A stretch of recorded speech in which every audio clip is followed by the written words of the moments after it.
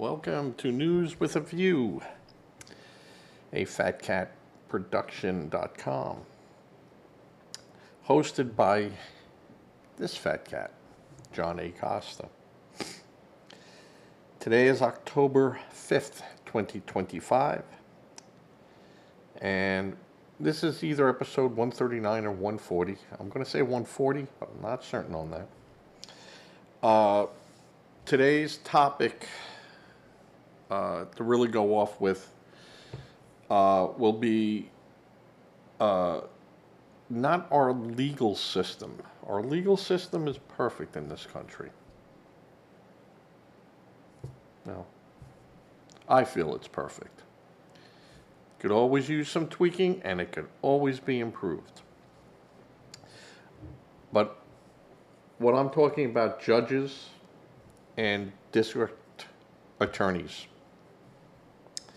We're seeing far too many repeat offenders that should be locked in jail. Turnstile justice.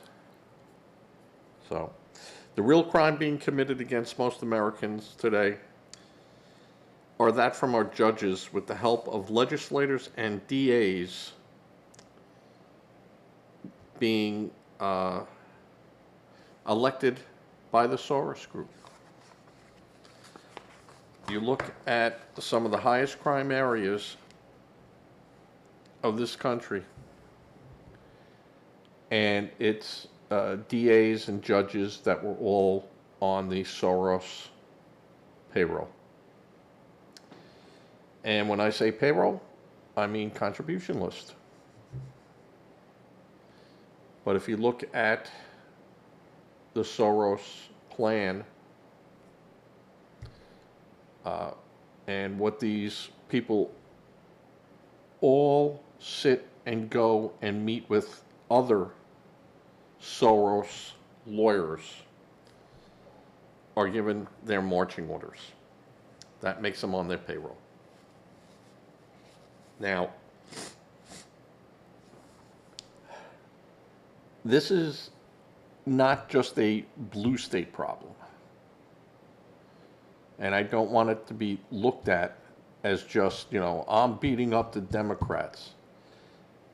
But it's 90% of the Democrats, judges and district attorneys that are saying that, well, we're letting these people go with cashless bond or no bail because our jails are just overpacked. And, it'd be inhumane to put these people in the system. So we let them go on supervised release. Well, the recidivism rate for injury, and this is New York, released on no bail in New York State varies. But data from 2023, and this is, you go on there and find it, shows that 44% rearrest rate and 24% felony rearrest rates over 2-year periods for those released without bail. And they say, compared to higher rates in controlled groups. Yeah, they don't say what those control groups are. So, however, a separate 2024 New York Post article citing the same study focused on upstate New York, reporting that 66% rate for repeat violent felons released on no bail, with nearly half rearrested for new felonies, so they're committing more felonies. Therefore, and I say this, the rate depends on where you're looking at. If you're just going to take one little area, yeah, the rate's going to be tremendous. If you went to another area, it wouldn't be. Now, they choose upstate. What's the population spread? So if you go to Rochester or Syracuse or Utica or Troy or Albany, you'll see that those rates are very high. If you went to some county or town, you'd go, oh, it's a low rate. And it also depends on the individual's history and the type of charges. A study in 2024 on the New York State bail reform by the DCJ found that 2/3, 66% of violent offenders with prior records who were released under bail reform were rearrested within 2 years, with almost half rearrested for new felonies and a quarter for new violent felonies. This group was a specific subgroup of defendants subject to no bail laws who had recent prior arrests and were deemed the most concerning criminals. Substitute, and this is in their report, concerning to violent and dangerous. Now, judges can release people charged with violent crimes in New York State without bail, though the bail reform law generally requires bail for most violent offenses. But we've seen that the judges have not done that in some high-profile cases where people have been let out, and they just keep repeating and repeating and repeating these crimes. And these judges that are doing it are not called to task on it. And their excuse is, I'm just saying what the law states. No, the law states that you can do it,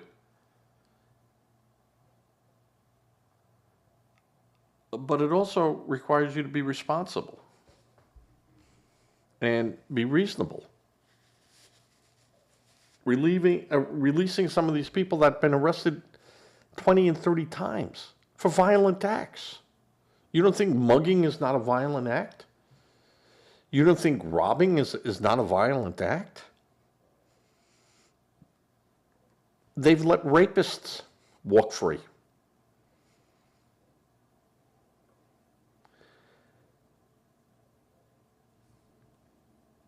There are politicians that want to make judges responsible.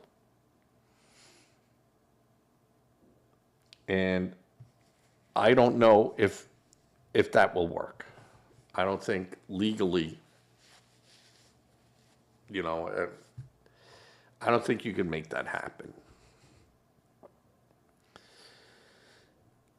But I think what can happen and should happen are the judges that have released violent repeat offenders.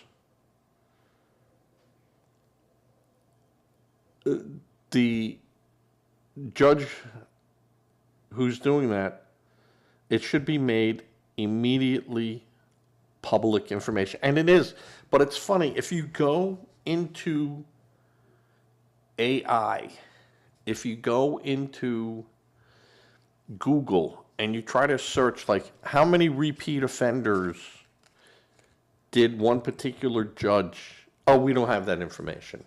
That's not compiled data. But if you went in and asked how many times did Trump call someone a loser, that would be there. That information is compiled and can be found off the internet with AI. Yet finding out who are people released, and they're saying, well, it's a privacy issue. That's not a privacy issue. You get arrested.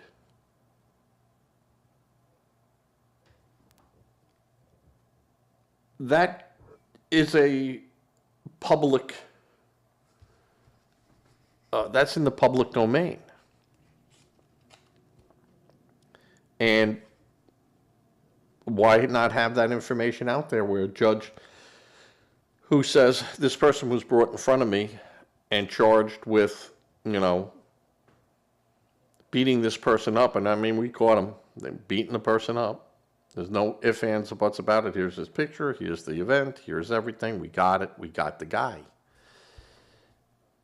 And I say, Mr. Jones, you're going to show back up on Tuesday, right? Yeah, sure.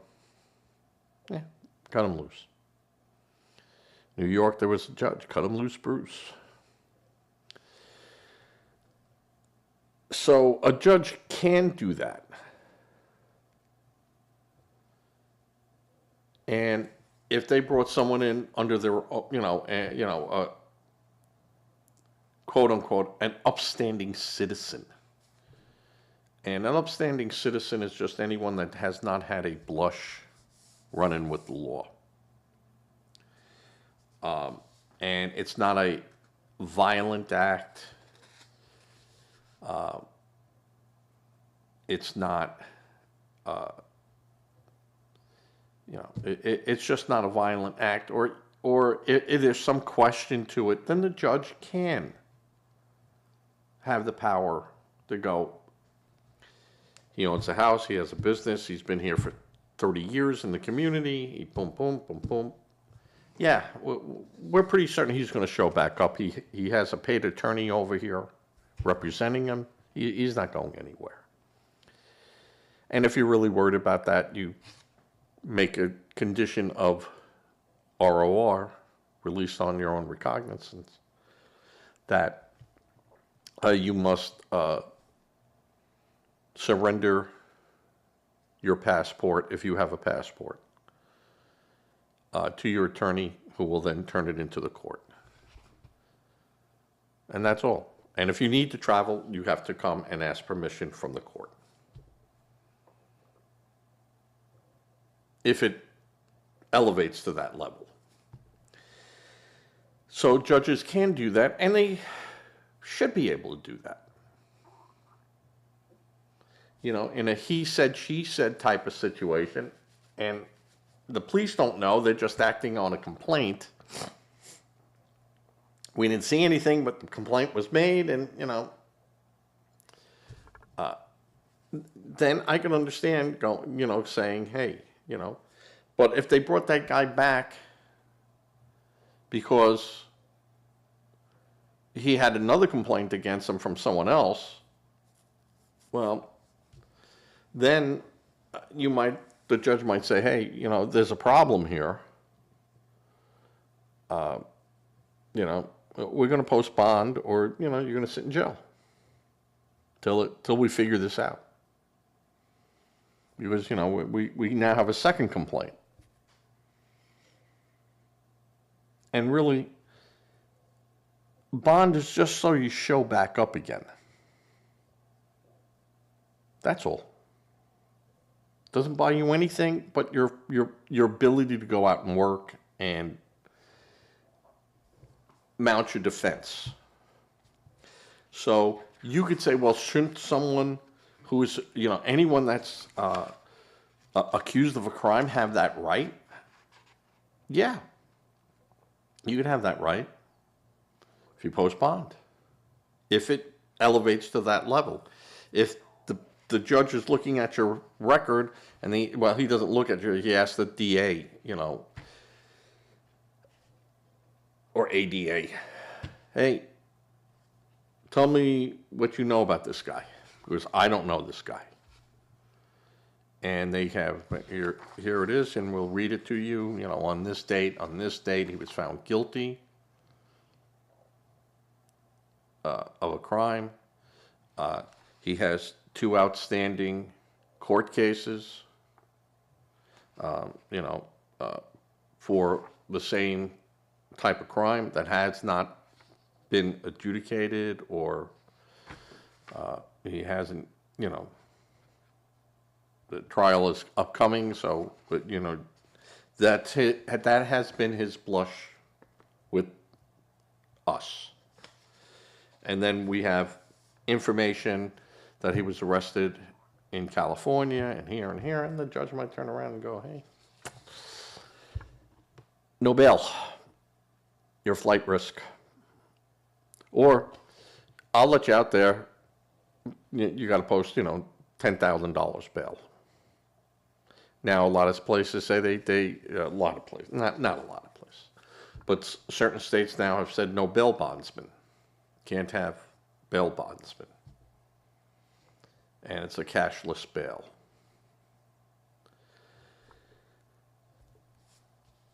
We're seeing that what's called FTA in the court language, that's failure to appear. So a judge lets you go,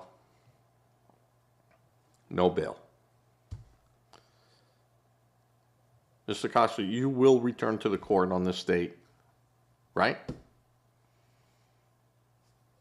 No problem with that? All right, we're going to see you here October 18th, 9 o'clock. It'll be posted on the wall. You come into the court, boom, boom. You and your lawyer. And we'll see what's going on from there. And, all right, defendant is released, ROR, blah, blah, blah. You agreed to come back. Yes, I will, boom, boom, boom. And then they don't.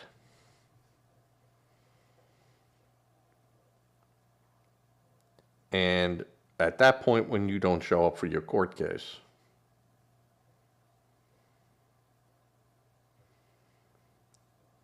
and then you get a warrant out for you, for your arrest. And I know that from personal history. Went to court. The lawyer representing did not show up. I was sitting there. We were in court. It gets to the end, we're the last people in there, in the court. Is there anything else on my thing? No, I'm not. Your Honor.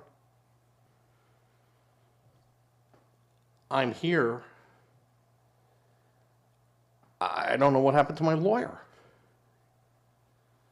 So the lawyer is the one that goes and tells the bailiff and anyone else, the other officers of the court, hey, I'm here, we're here, wait our turn, call the case, we're here. And so the judge turned around and said, no, you're here, and you should be here, and do you have any idea? And she goes, I know this attorney, yeah, okay, it happens, I get it, but, I don't want to be arrested. And she goes, well, you're lucky you raised your hand, because the warrant was going out. And you were here. I have no problem with it. I can't talk to you about the case without your lawyer here. Boom, boom, boom. I'll contact your lawyer. You contact, I'm sure you've been on the phone, and yeah, where is he?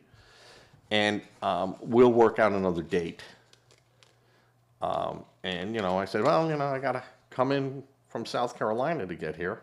All right, can you, it might not be the date that you want, but I'll be back. I got to work it out, and work it out with the attorney. We'll work it out. Thank you. Boom, boom, and, and it all worked out, and everything was happy, and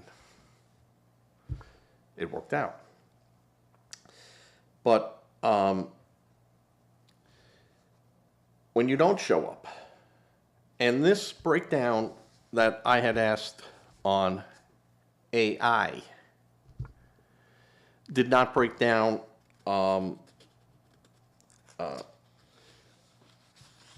who on the failure to appear was a felon or a misdemeanor. And some of this stuff could be parking. I have 10 parking tickets.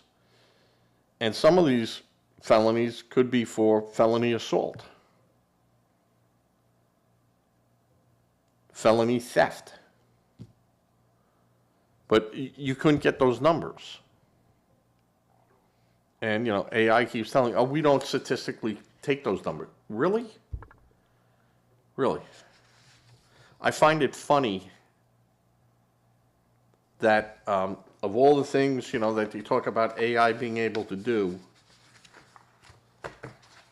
they couldn't figure out public court records of misdemeanors and felons who don't show up.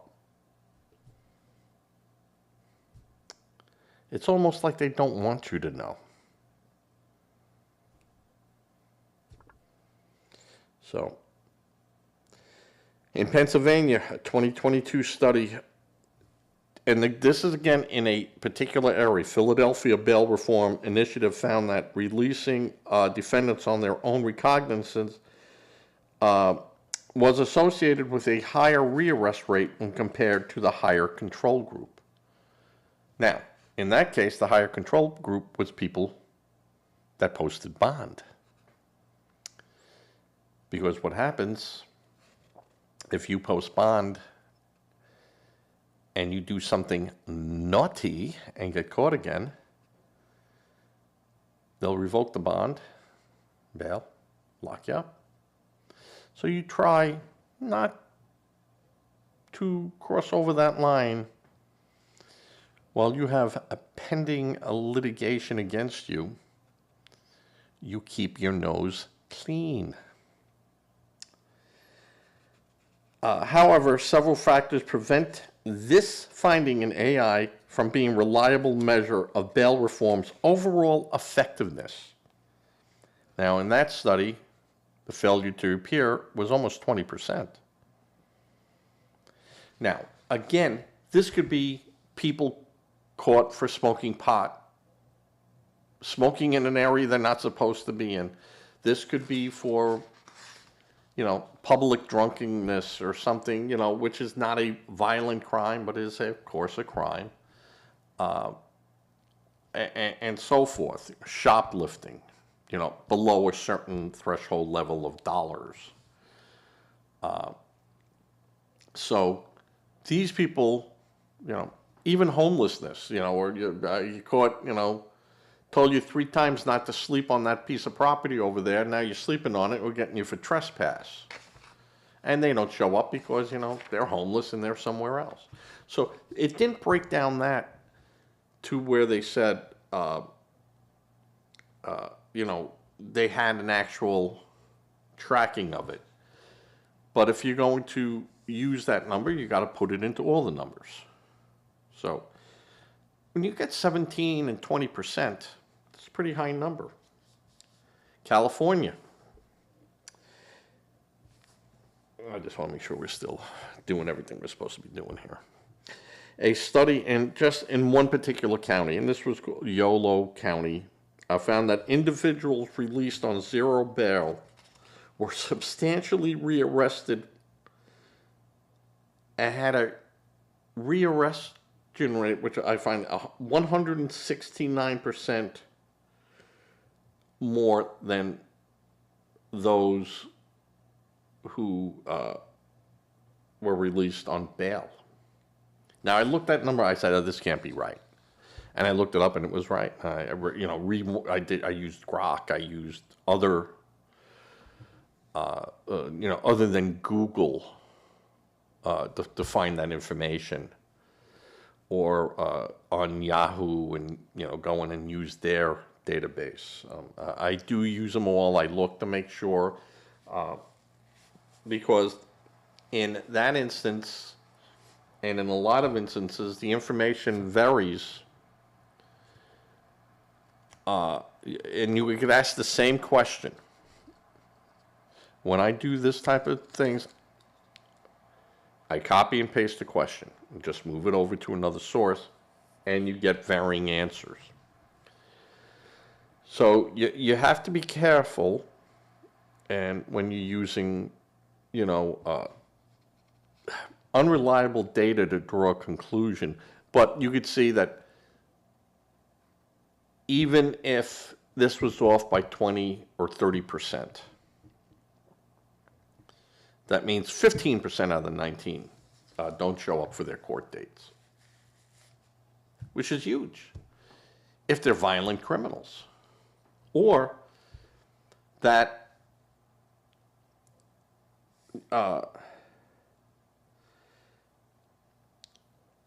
and really works out to 78% in California over 18 months period of time were rearrested for crimes, compared to just 33 to 44% for those who posted bail. Now, and that's where I said, you see that number of 33 to 44%? And this is all from AI. So 33 to 40,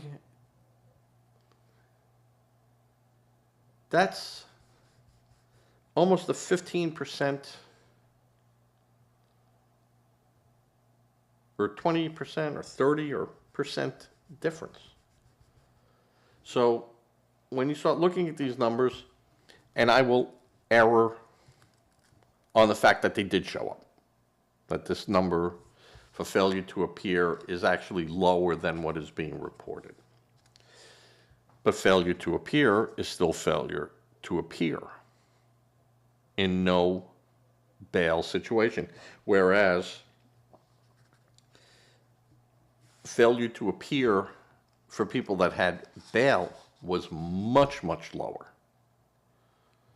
Because you don't appear, that money's forfeited. And there's no getting that back. So you can't ask for it back, you don't get it back. And another California report, and it didn't say who did the report. And I was almost questioned on whether or not to use this, but it's there and you could see it. So people would go, oh, but John, there was another report that said California indicated that suspects released on zero bail were twice as likely to be rearrested for felonies and 3 times as likely to be rearrested for violent crimes than those who posted bail. All right? Because the information is not being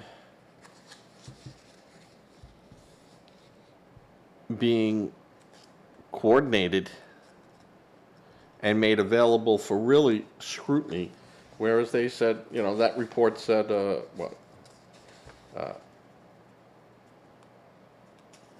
and 3 times more likely.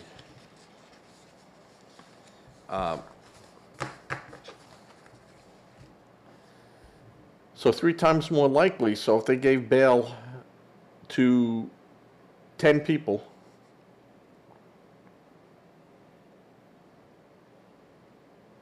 that's a lot of people that aren't going to show up, that were given no bail. There was no data for failure to appear. Couldn't find it. Illinois, there was a no cash bail, as the Pretrial Fairness Act eliminated it for all offenses in September of 2023. All offenses: murder, rape, child abuse, child sexual abuse. Instead of being held on inability to pay, judges now order pretrial detention only defendants accused of serious felonies who are determined to pose a present and real threat to the public safety or are flight risk. Who makes that decision? Now, the DA can make his recommendations.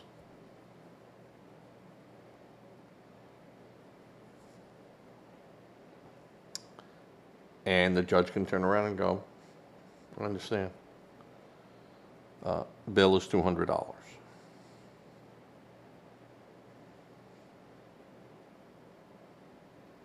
No bail is needed because this guy's such a good guy.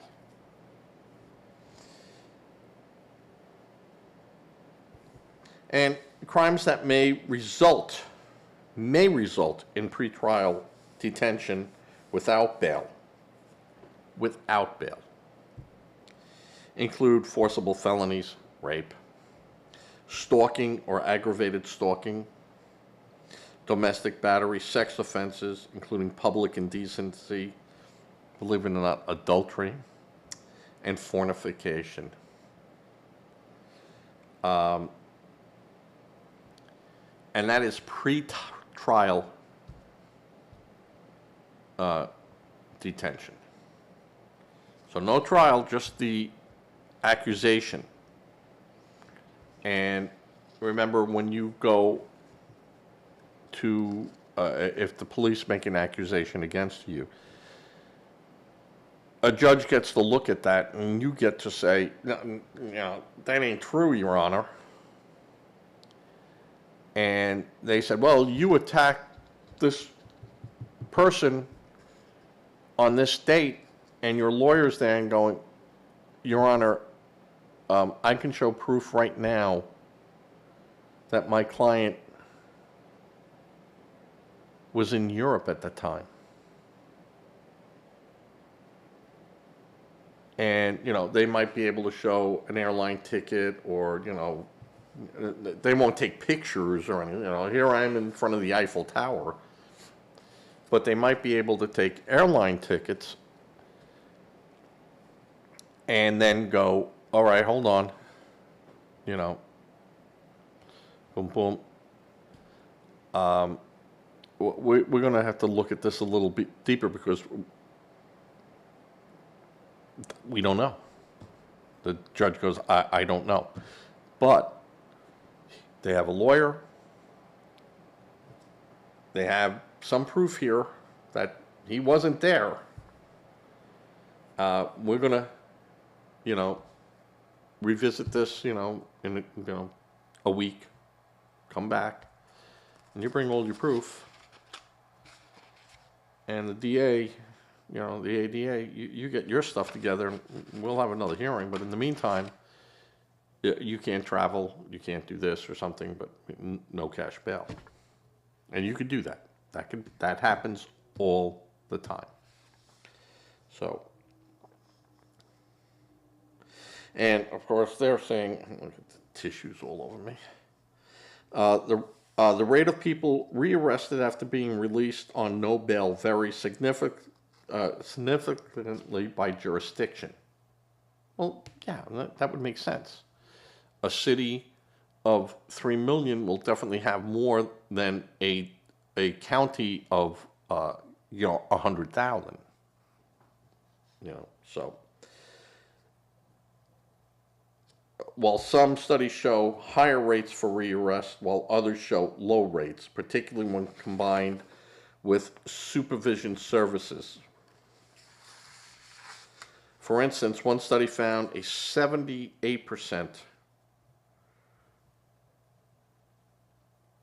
recidivism rate of those released on bail, and I said that. And again, no bail is all right, if, you caught a 16-year-old girl shoplifting lipstick, and they just, did something really stupid. And you could say, yeah, you're going to be back here, right? You're going to have a public defender, or you're going to have a lawyer. And, we'll see you here, right? Your mom's over there. Hey, Mom, you're going to make sure she comes back here, right? Okay. No bail. Whatever justice you're going to get, more than bail could do. But if you go, this is the 15th time this person has been arrested. And you might say, all right.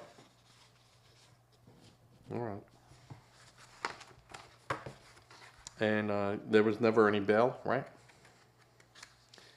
The ADA, what recommendation? Well, we'd like to see a $5,000 bail. Well, $5,000 is a little bit much, even though this person's been in the court 15 times. We're going to say $1,000. And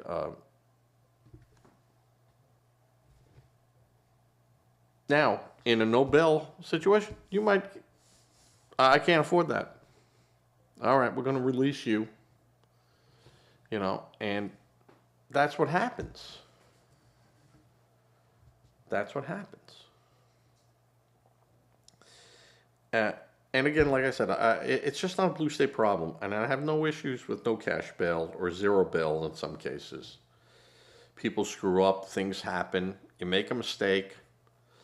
The case is not clear cut here. You've never been in front of the court before. You're 42 years old. You've never been in front of the court before. All right. You have a house. You got a job. You have family here. You have an attachment here. You'll show up, right? And that's the way it should work. But you look where they have just released violent people with no jail time, or someone that has 39 priors, felonies,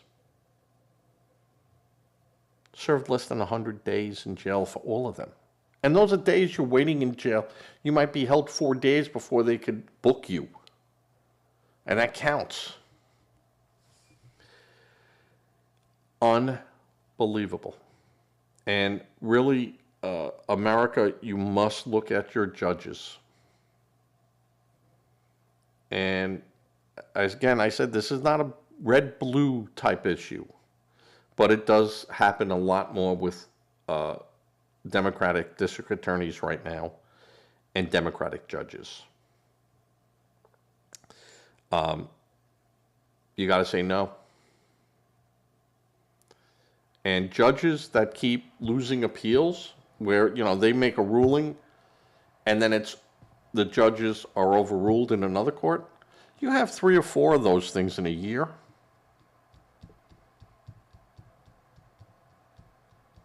Or you have 20% of your cases overturned because something was wrong.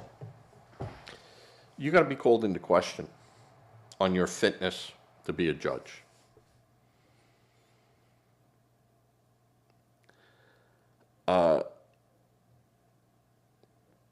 It is ridiculous, dangerous, heartbreaking for families that lose someone, or they're injured, or traumatized because a judge refused to do their job.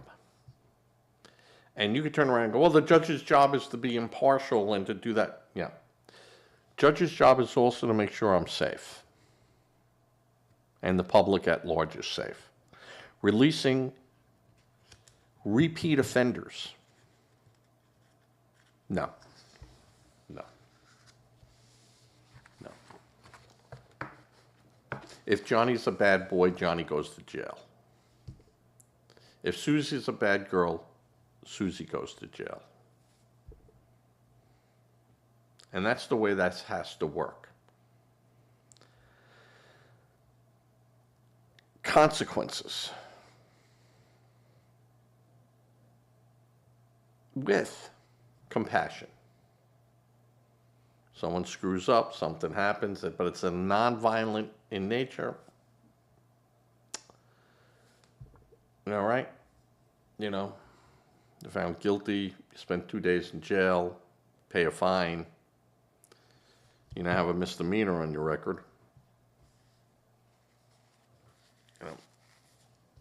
Next case, but you've never been here before, and I'm going to tell you right now, if you show up in front of a judge where you've had a misdemeanor and it's still on your record, you're going to have a very bad day. So, if you're going to commit a misdemeanor or a felony, may I suggest you do it in Kansas and not New York.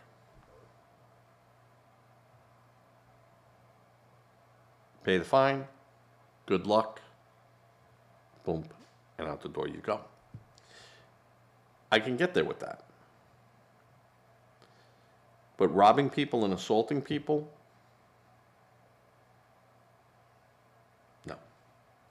for being homeless and sleeping somewhere you weren't supposed to, or trespassing, and they go, aha, you went through the gate, aha, we're going to trespass you. All right. Find someplace else to sleep. There's shelters, there's help for you out there, there's other places. You don't have to do that. And that's fine. There's no reason to lock that person up, only other than get them off the street. But that's not housing him. The idea, well, we locked him up, he's going to get a cot and 3 meals. Yeah, that's not the answer. That's not the answer, and I'm not saying that's the answer. But there are some crimes that are worthy of you being held accountable. And if you've done crimes in the past, yeah. Or you haven't shown up, and now you show up, we caught you. The only reason you're here is because we caught you, and you were returned back to our jurisdiction. Yeah, you're not getting out. Nope. No bail. Next. When you want to have a bail hearing, we'll have a bail hearing. That judge is going to tell you no to. But you could have it. But in the meantime, he's staying with us. So. And that is what I think. That's 41 minutes on this. Now, I'm laughing at the Democrats, or the Bozos, who have the nerve to now point at the Republicans as, being the ones who weren't cooperative. The truth is, folks, the Democrats signed off on the big, beautiful bill. And the big, beautiful bill had all those things in there. And now you got buyer's regret.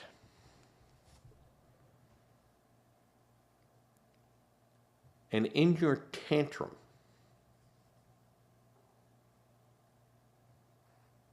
you are going to be the reason why people don't get a paycheck, and why Voight and Trump will be able to do everything that they said they wanted to do.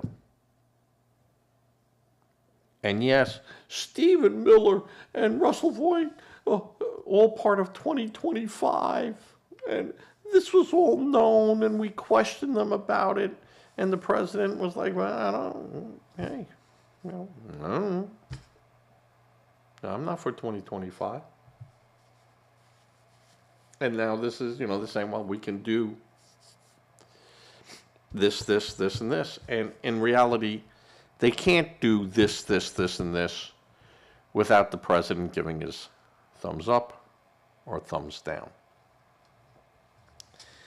And you have moderates telling the president, slow down.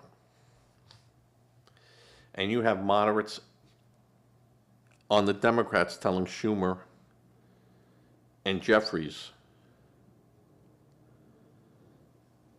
we told you this was going to happen.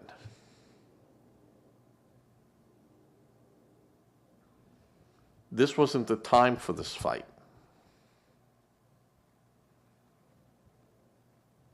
This budget had a 7-week lifespan where none of these healthcare issues came up in that lifespan. None of the food stamps and a lot of these other programs weren't truly affected. There were programs that were being affected, but the health care that they're talking about wasn't being affected. And they decided to make the fight now. Yeah. Lousy timing, fellas. Lousy timing. You should have waited till November and had the fight there, and then called Trump Grinch. The Grinch that stole Christmas from all these federal workers. Look, during the holiday, look at Scrooge. And now you're trying to paint the president as the bad guy here. The bad guys are you Democrats who signed the budget, who signed the big beautiful bill.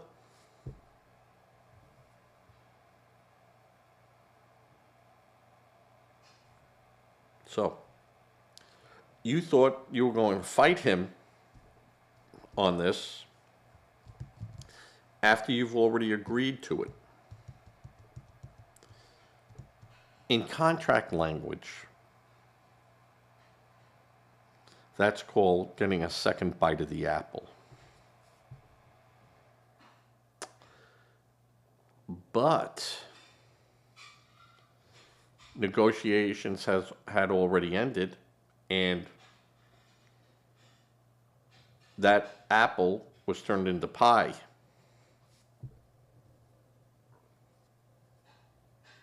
Now you have to eat the pie and keep your mouth shut. And these budget extensions you were looking at to try to get in your foot in the door. And this is what the problem is with just kicking the can down the road and waiting every 8 weeks for this. Trump wants a budget, and he wants it for the year. And he has said that. He wants meaningful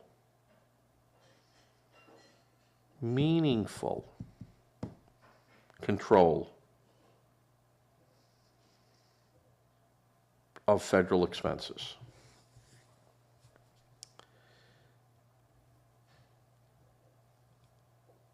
Instead of working with the president, and I said this even before he gave his speech on January 20th. You guys should have been all out there. When I say you guys, Democratic leadership. And said, America voters have spoken. We still represent all Americans, not just Democrats, but Republicans, everyone in our districts and in our states. We represent. We absolutely promised to work with the president in meaningful changes that has the least impact on people while trying to rein in government spending. And Schumer just sort of said, and all these people said, I look forward to it.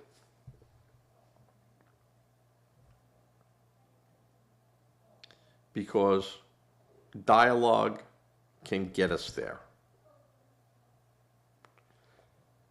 The president made his case to the American people and won that case.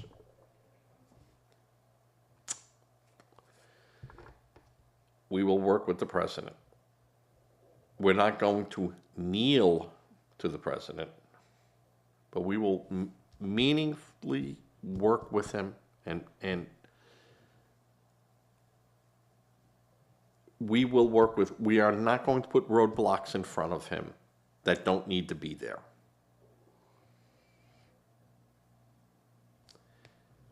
Trump would have called them in the office and said, I hope you really mean what you say. This is what I want to do. You tell me why that's a bad thing to do. I got all these people telling me we can do it over here. You, at this meeting, must convince me otherwise. That's all. and they could have worked something out. The president originally wanted to cut 80%. 80%. And we said no. No, we can't go along with that. But we can give you 15%. Here, offering buyouts, boom, boom, incentives to leave. Maybe we can get that up to 32%. And let's see how that works. Let's see how that works, Mr. President. And if we can't get your numbers, if we can't get the 15% by retiring or this or, then you can go in and start doing things, because that is your prerogative. We will not be happy about it, but we think if we work with you, we can get those numbers up to 32%. And the cost, you could show that, we take these people out now, no rehires unless it's absolutely necessary or deemed or whatever, that could happen too. We're saying 15%, but we think we can get it up higher by doing it this way. And there is a cost to you. Yes, there is a cost. But that cost stretched out over the next 5 years or 4 years is a lot lower than if we fight and they stay.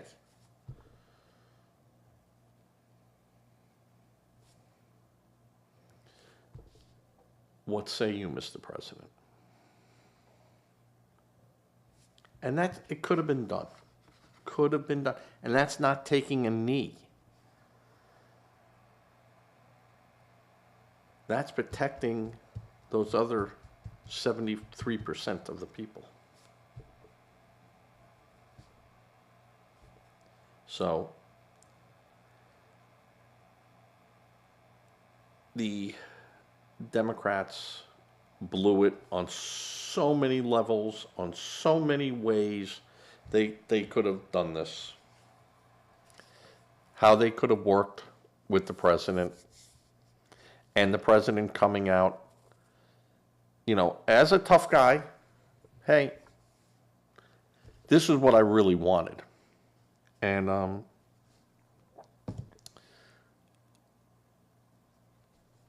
willing to go here, and with a promise that we can revisit it, and you're not going to fight me, and you're not going to do this, and I got great plans for the economy, which is going to help Democrats, going to help Republicans, it's going to help us all. And we want to move forward. We don't want to move backwards, and I don't want to hit a brick wall when I don't need to hit a brick wall. You could put up a fence, just have an opening in it. I don't want to knock it down. I don't want to climb over it. There were so many ways to work it out, but the hate of the Democrats against Trump and Trump's distrust of the Democrats who screwed him in his first term, that would have been hard to do. It would have been very, very hard to do. But you don't know. You don't know what you don't know. And it could have happened. Instead, they handed Trump the opportunity to slash all this as he wants to. And he will slash, and there'll be tears, and there'll be crying, and you'll have people going, but Democrats, you had to have known this. You had to have known what he was going to do, because this is what he said he was going to do. If you did that, what were you thinking? Well, he wouldn't talk to us. No. You wouldn't negotiate with him.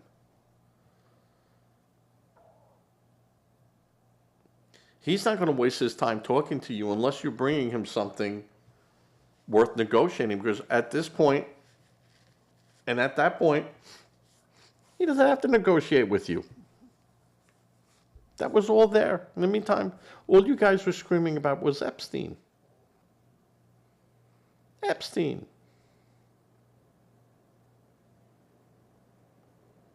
Instead of budget. Let's fix some of this stuff. Epstein is going to stay dead. He's not coming out of the ground. Or ashes, or wherever he is. I still think he's alive on some island somewhere. But whatever. The truth of the matter is the Democrats dropped the ball just so many times. You know, they're the 1965 Mets. So, all right. So, if you made it this far and you haven't subscribed to my channel, please do.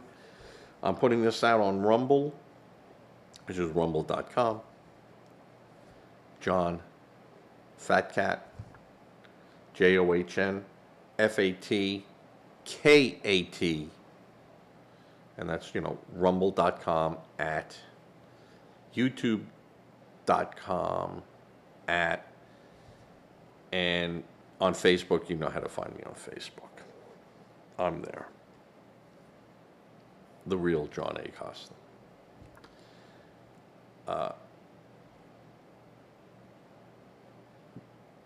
Like it. I'm putting out little shorts, 3-minute shorts on whatever my topics are of the day. I'll have one going out on this in a little bit because my live feed takes 24 hours to hit the playlist. I don't know why. I don't know why that is. It never was that way, but it is that way now. So, but I will do an edited piece where I will put all the information, and you'll always find it either over my shoulder. Mostly down here is where I put please subscribe. And just a reminder, after Tuesday of this week, I'll just have some pre-programmed shows going up on schedule. That will just be commentary on stuff that I'm talking about or in the news up till Tuesday. And then the following Thursday, I'll be starting new programming. So, for reasons I wish not to discuss, I will be unavailable during that time. And I don't even think that if there was anything even major that I would be going out on any type of platform or anything. Well, I wouldn't say it, but it would be, if I did, it would have to be through my cell phone, and it would be difficult for me in the location to do what I would want to do. So, take my word. Take my word. But if not, I'll try to. All right, we're coming up on the 1 hour mark now. That's all I wanted to do. Everyone, please donate to a charity if you can. Make sure that charity is bona fide. You go to the charity, don't have them come to you. Do not become a victim trying to help victims. Give to your local food banks. They always can use some extra stuff. Just can't be expired food. Say a prayer. Prayer does work no matter what Democrats tell you. And with that, I am going to say good night as I fade to black.